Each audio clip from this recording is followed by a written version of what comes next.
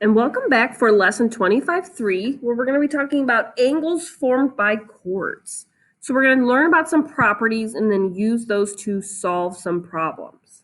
Okay, so we're going to start in your Springboard book. The lesson starts on page 358. Make sure you have something to write with, and you might want a calculator or a highlighter as well for some of the most important pieces. Okay.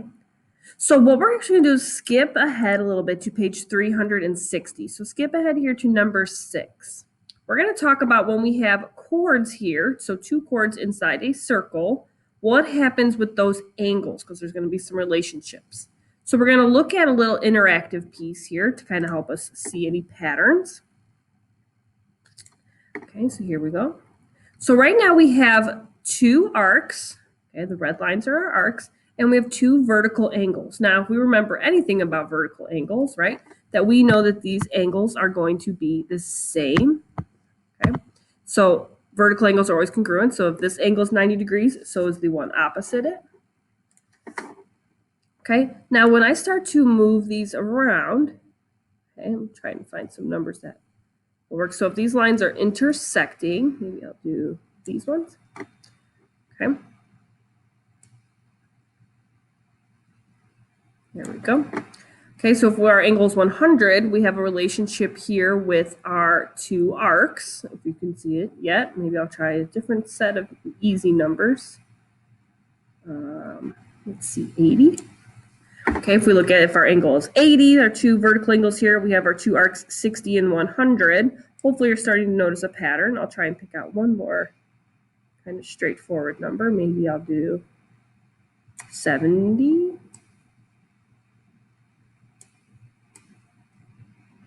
Okay, so if we have 70, our two angles are 140. So are you starting to see any pattern between the vertical angle measures and the measures of the two arcs? Okay, well, hopefully you're seeing that the measure of the vertical angles is 1/2 the sum of those two arcs added together. So like 140 is 140, half of that is 70. When I had it at 80, okay, so we have 90 degrees here. We have 100 plus 80 is a 180. Half of that is 90. So that's kind of our first idea here. When we have two chords intersecting in the interior, okay, the interior of the circle, meaning they cross inside the circle, then the measure of the angles formed is half, okay, half the sum of the measures of the arcs and their vertical angles.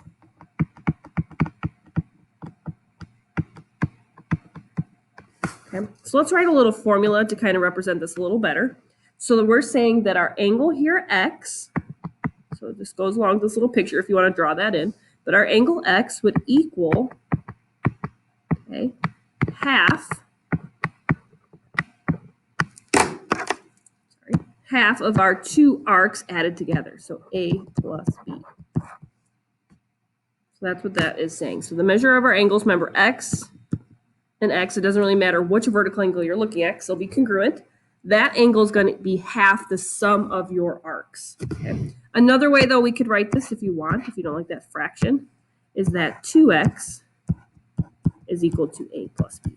So it kind of just depends on what you prefer to use, but that's kind of it for that.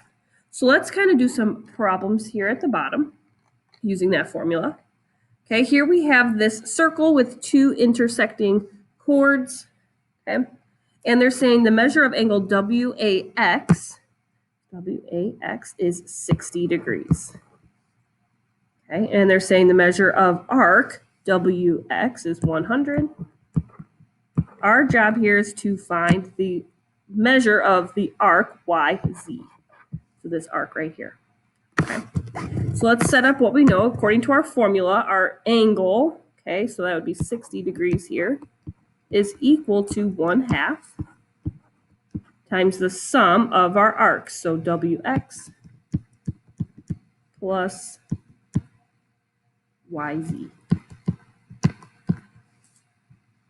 Okay, so just substituting in what we know, we have 60 degrees, we have 1/2 the sum, so we have 100 Let's just call that side x since that's our unknown here.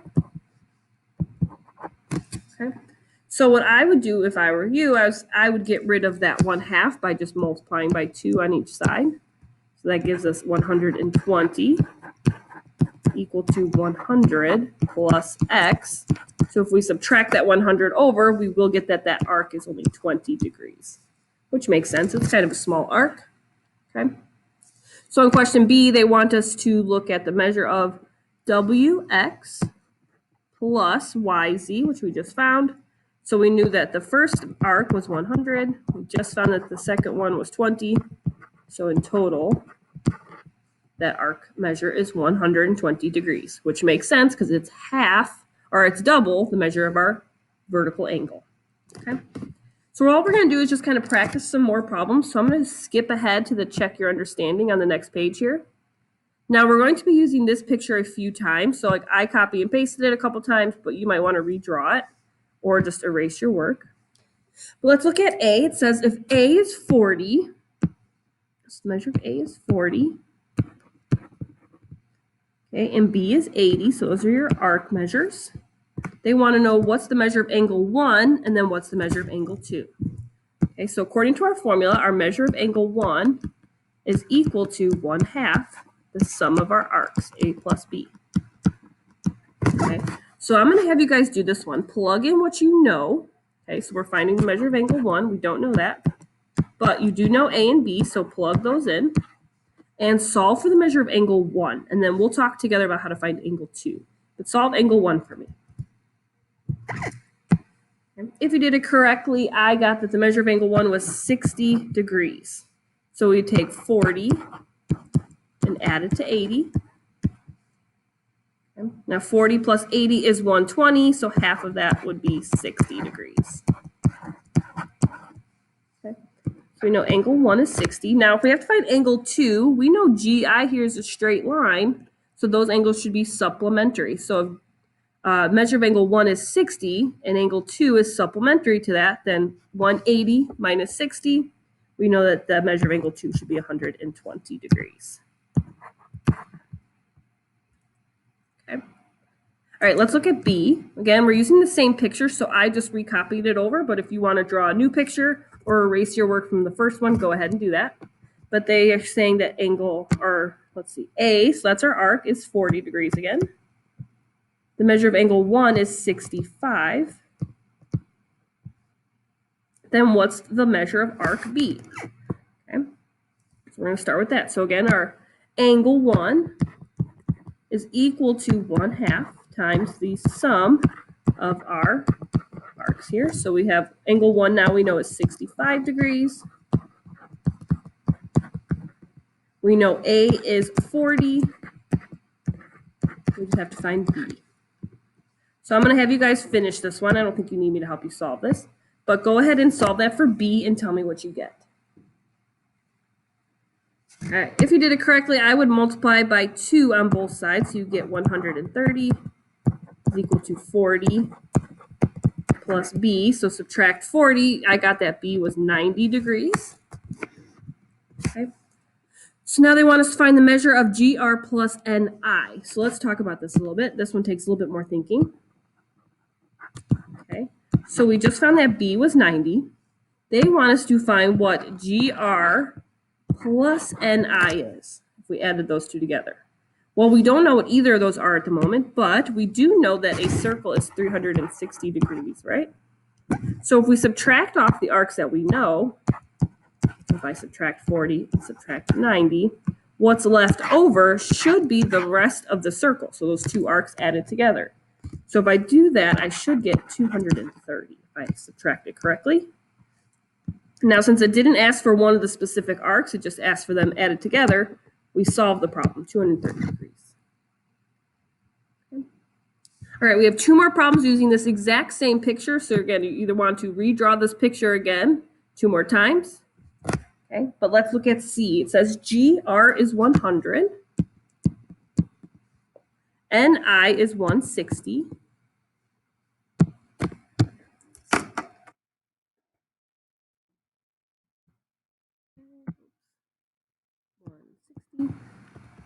RI is 80. What is the measure of angle 1? Okay.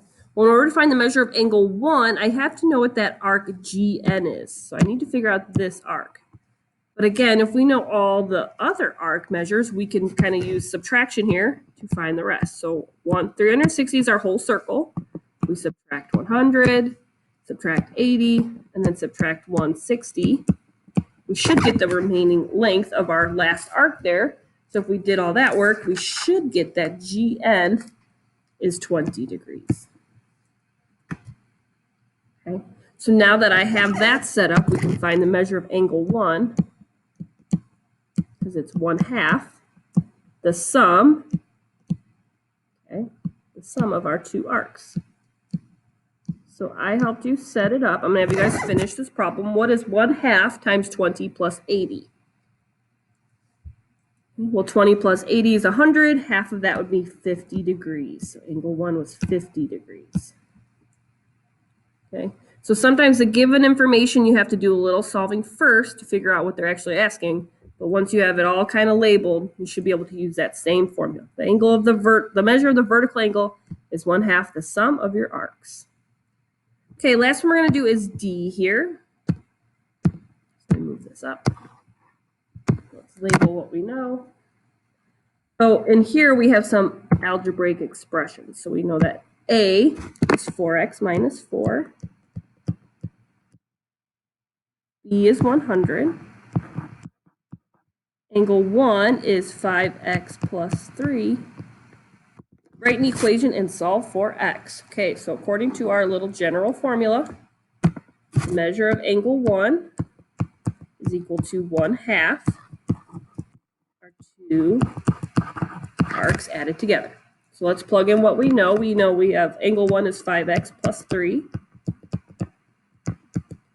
is equal to 1/2. A, which is 4x minus 4, plus B, which is 100. Okay. Now we have a couple ways to solve this problem for x. You could distribute the 1/2 if you want. You can multiply it out on both sides to get rid of it. But I'm going to have you guys finish this equation, solve this for x, okay, and then we're done for today's lesson. Okay, if you did everything correctly, I got that x was 15. So what I would do is multiply both sides by 2. Now make sure if you multiply both sides by 2, you have to multiply this whole thing. So that would be 10x plus 6 equal to 4x plus 96. So if I get all my x's on one side, that would be 2x equal to 6x, brain fart.